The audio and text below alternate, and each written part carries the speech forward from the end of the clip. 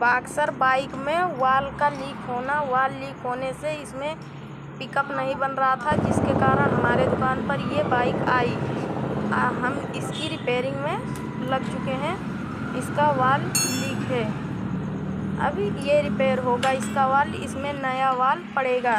आइए चलिए इस वीडियो में जुड़े रहिए। आइए चलिए देखते हैं आगे क्या क्या होता है।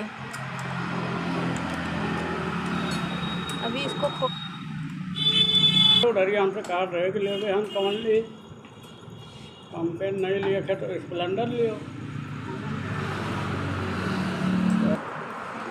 18,000 बताओ।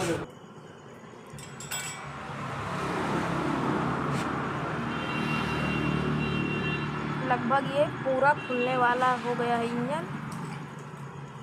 अभी इस वीडियो में आगे देखिए क्या होता है।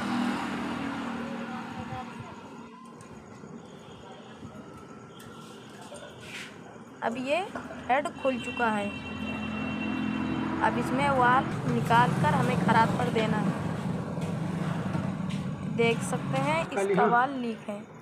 चेक कर दिखाते हैं इस वीडियो में।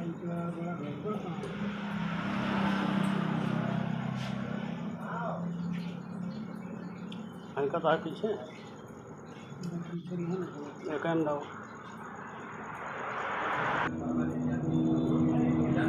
देख सकते हैं इधर।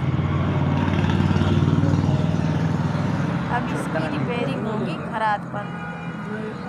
अब हमारे दुकान से जा रहा है खराद पर। तो यहीं पर हम इस वीडियो को करते हैं समाप्त।